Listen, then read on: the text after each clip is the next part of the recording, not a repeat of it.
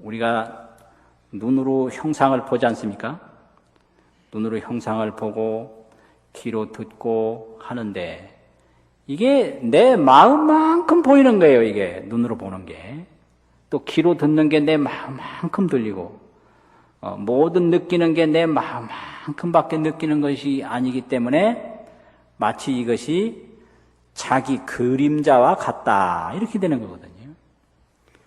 그러면 이제 자기가 거울 앞에 가서 이렇게 보면 그 그림자가 거울 안에 보이거든요.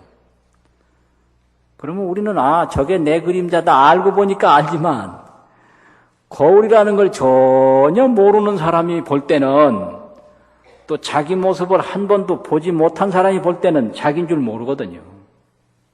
아주 재미있는 거예요. 그래서 저 거울 안에 보이는 모습은 자기 모습인데 그걸 자기 모습인 줄 모를 때는 얼마나 황당하겠습니까?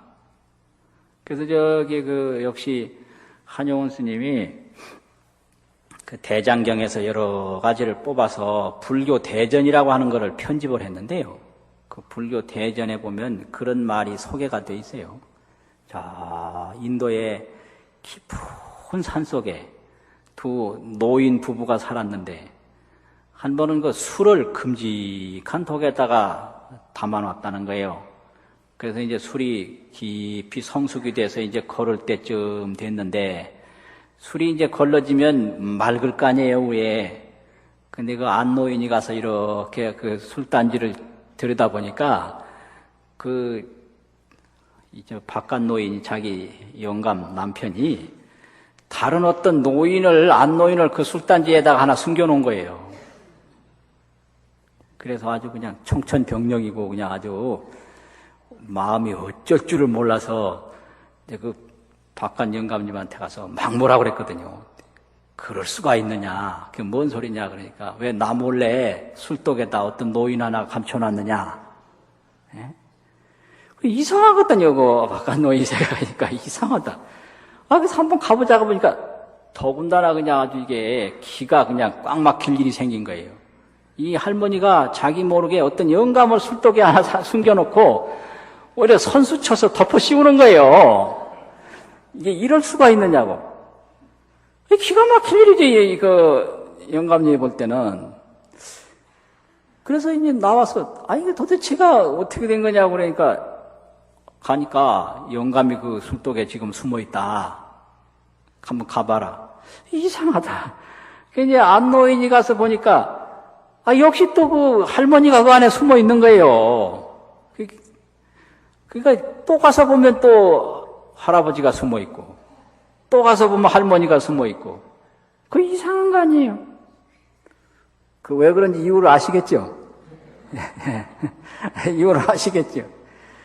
그러니까 그 술독에 보이는 그 그림자가 자기 모습인데, 자기 모습이라는 걸 모르는 거예요. 생전에 거울을 봐봤나요, 산중에서. 자기 모습을 본 적이 없지 않습니까? 그래 가서 보이니까 틀림없이 저 안에 사람이 숨어 있다. 이렇게 느낄 수 있는 거죠. 그러니까 이걸 더 우리가 하나 봐도 이게 내 마음만큼 지금 보는 거예요. 그래서 이게 내 마음이에요. 이게 모기가 이걸 보면 어떻게 보일까요? 그리고 이 도자기를 평생 만드는 사람이 이걸 보면 또 어떻게 보이겠습니까?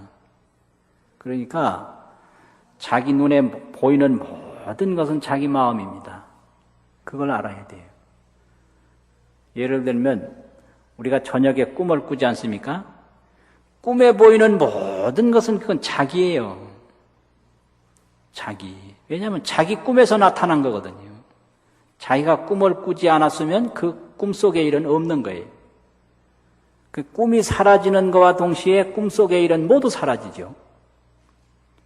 그래서 나의 생각으로 모든 걸 보기 때문에 내 생각이 사라지는 순간에 내 생각이 보았던 건 다 사라져요. 그럼 생각이라고 하는 것은 주로 보면 반야심경에서 말하는 수상행식 이거거든요. 수상행식. 느끼고 상상하고 행동하고 인식하고 이건데, 이거는요 몸이 없으면 안 되는 거예요. 몸이 없으면. 그래서 우리가 지금 좋다 나쁘다는 건 전부 몸을 의지해서 생긴 거기 때문에, 우리가 뭐 좋다고도 하고 나쁘다기도 하는 이런 것들은 우리가 죽는 순간에 다 사라져 버리는 거예요.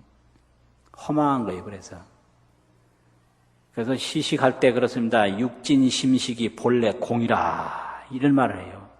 육진 안이비설신의 육군 심식, 이게 다 본래 공이라고 만날 제사 지낼 때 하는 거예요. 근데 그 정신 못 차리고 그냥 계속 가서 하는 거죠. 이게 고향의 나그네거든요. 그래서 환경에서 얻어진 것은 환경이 바뀌면 없어지고요, 몸으로 인해서 일어나는 것은 몸이 사라지면 다 사라져 버려요. 그러면 진짜로 마음 고향에 돌아가서 얻는 게, 그게 불생불멸인 겁니다. 마음 고향에서. 그러면은 뭐냐? 도대체 이게 눈으로 어떻게 보느냐? 눈으로 보는 능력이 그게 본래 마음이거든요. 그래서 막 슬프면 그냥 울면 되거든요. 근데 끊임없이 울지만 말고, 도대체 이 슬픈 마음이 어디서 왔는가? 이걸 찾아 들어가면 금방 깨쳐요. 이걸 찾아 들어가면. 이제 귀에 뭐 소리가 들리잖아요. 그럼 저 소리 좋다 나쁘다 소리만 따라가면 이게 윤회고요. 저 소리를 듣는 마음이 뭔가? 그 듣는 마음을 찾아 들어가면 그게 마음의 고향에 들어가는 거예요. 그래서 그 마음은 몸이 생겨도 생기는 게 아니고요, 몸이 없어져도 없어지는 게 아니에요.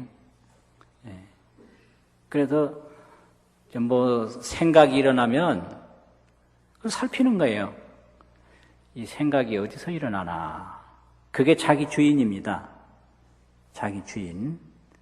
그래서 이 마음의 고향에 찾아 들어가는 길은 보는 대로 쫓아가지 말고 그 보는 마음을 돌이켜보는 거예요. 이걸 반조라고 그러는데요, 돌이켜본다고. 듣는 마음을 돌이켜 듣고 보는 마음을 돌이켜보면 되고요. 또 이제 몸을 가만히 살펴보면 이 몸이 무상하거든요. 어제 몸하고 오늘 몸하고 틀려요. 어떤 사람은 그러대요. 이 스님 많이 늙었다고. 그 언제 봤느냐? 10년 전에 봤다. 그러면 10년 가만히 안 늙다가 늙은 게 아니고요, 순간순간 늙는 거거든요. 근데 모르는 거예요. 그래서 어제 나하고 오늘 나하고 분명히 틀립니다. 이걸 가만히 관찰해보면 알 수 있어요. 그런데 몰라요. 그래서 인생 무상이다 이러는데요, 죽는 순간만 무상한 게 아니고 순간순간 무상한 거예요. 순간순간.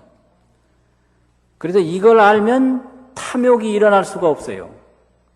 무상을 모르니까 탐욕이 일어나는 거거든요. 무상을 모르니까. 그래서 항상 살핀다.